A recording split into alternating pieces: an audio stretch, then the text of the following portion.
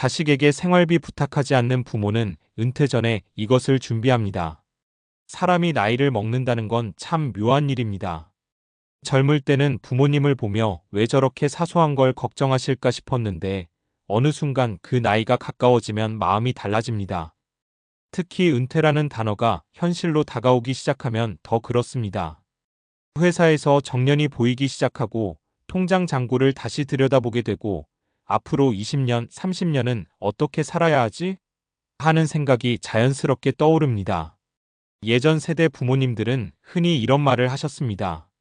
나중에 자식들이 알아서 해주겠지. 하지만 요즘 부모 세대는 조금 생각이 달라졌습니다. 자식에게 부담 주지 말고 내 삶은 내가 책임지자.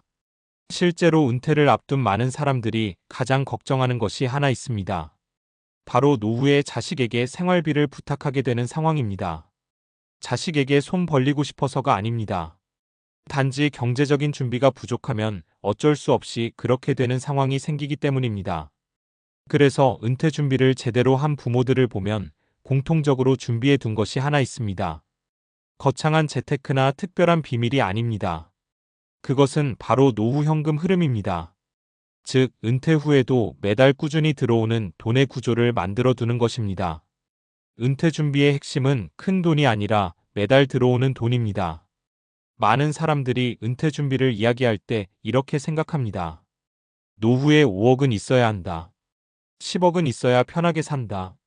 하지만 실제 은퇴 생활을 오래 관찰해 보면 중요한 것은 총 자산보다 현금 흐름입니다. 예를 들어보겠습니다. 통장에 5억이 있지만 매달 들어오는 돈이 없는 사람. 통장에 1억이 있지만 매달 200만 원이 들어오는 사람. 어느 쪽이 더 마음이 편할까요? 대부분 두 번째입니다. 왜냐하면 은퇴 후 삶은 마라톤처럼 길기 때문입니다. 돈을 조금씩 쓰면서 오래 살아야 하는데 수입이 없으면 불안감이 계속 쌓이게 됩니다. 그래서 은퇴를 잘 준비한 사람들은 자식에게 의존하지 않기 위해 노후 현금 흐름을 먼저 설계합니다. 사례 1 국민연금 하나로 마음이 편해진 60대 부부. 서울에 사는 김씨 부부 이야기입니다. 두 사람은 큰 사업을 한 것도 아니고 부자가 아니었습니다. 다만 30대 초반부터 국민연금을 꾸준히 납부했습니다. 그때는 사실 큰 기대 안 했어요.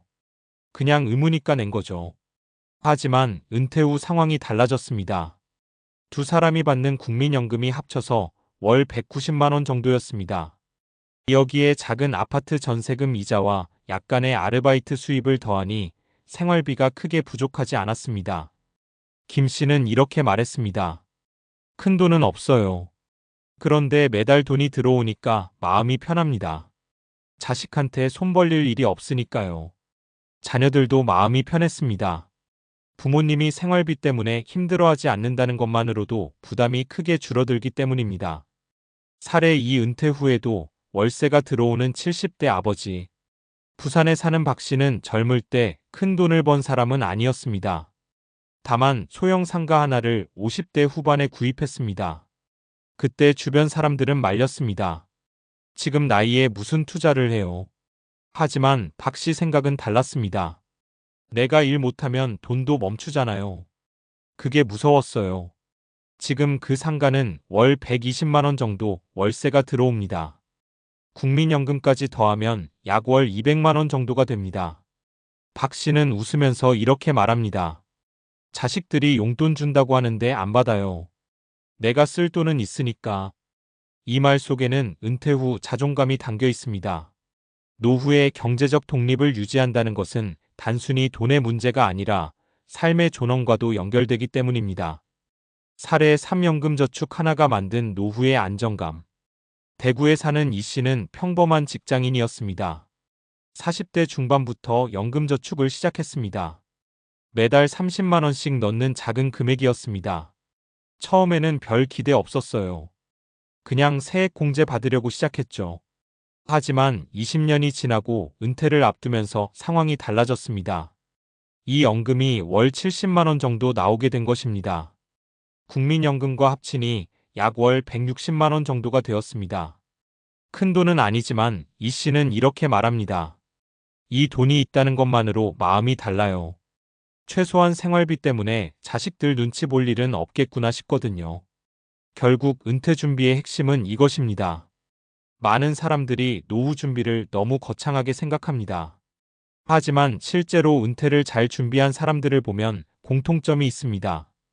그들은 세 가지를 꾸준히 준비했습니다. 국민연금, 개인연금, 월세나 배당 같은 현금 흐름. 이 세 가지가 합쳐지면 큰 부자가 아니어도 기본적인 생활비 구조가 만들어집니다.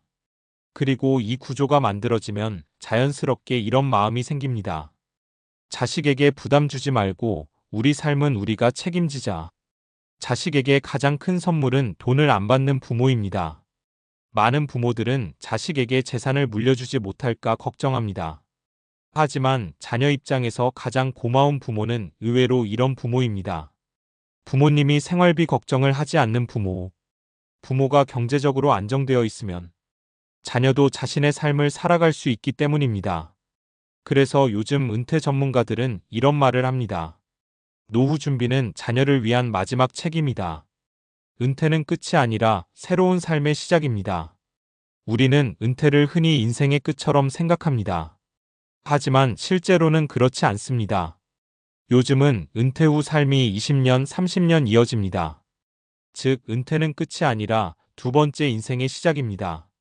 그리고 그 시작을 편안하게 만드는 가장 중요한 준비가 바로 이것입니다.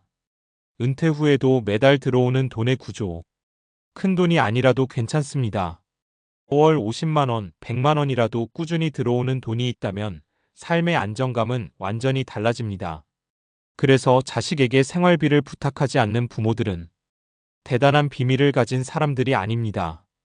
그저 조금 일찍 깨달았을 뿐입니다. 노후 준비의 핵심은 자산이 아니라 현금 흐름이라는 것을 말입니다.